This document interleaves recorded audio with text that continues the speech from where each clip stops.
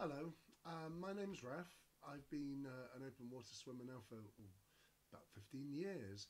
I'm an ice smiler. I've been swimming winter and summer wetsuit free for about 7 or 8 years now. The first year was interesting.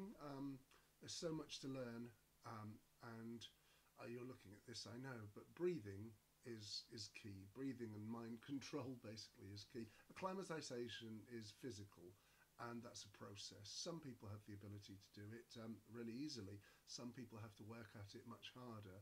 I was lucky. I had the ability naturally. I seemed to be able to, within a season, be in sub 10-degree water for reasonable long amounts of time, up to an hour, without any real adverse effects.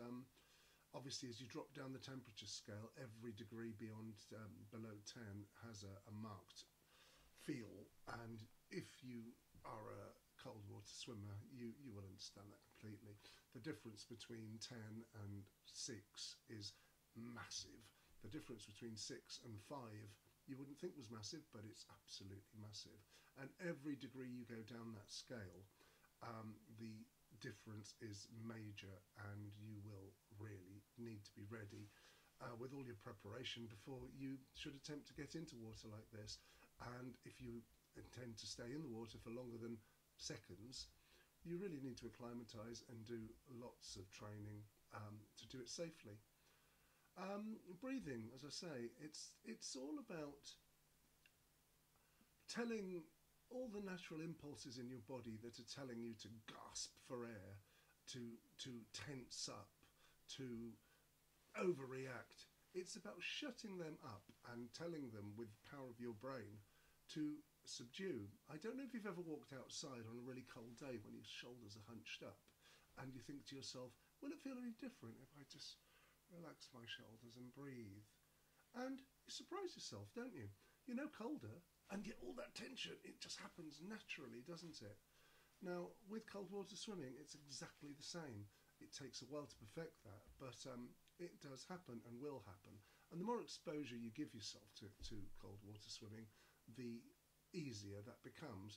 The cold water shock is something which the body is designed to do for its own safety and survival. But how you deal with that is a matter of training. And there are ways, there are coaches out there, or you can just find friends and do it as I did, on your own. I'm a swimming coach now, and I can actually show this and teach this, but nobody taught me. I just found out the hard way, and with friends' help.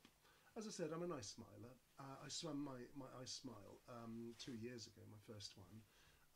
The temperature was 4.4 degrees. Which is nicely underneath the 5-degree mark. I was in the water for approximately 40 minutes. I swam quite slowly. I didn't want to rush it. I just relaxed, got into my stroke, controlled my breathing, and just zoned out, and just went and until I reached the end and I finished. And remarkably, I felt fine. It wasn't too bad. But that was because I'd spent 2 or 3 years training and preparing myself for this. It's not something you can do just like that. Some people who do try find they do have some serious recovery issues. Now, recovery, that's a subject all on its own, which you can look up. The mechanics of recovery physically are quite easy to understand, and you can, by understanding them, realise the processes you have to go through to actually make that process bearable.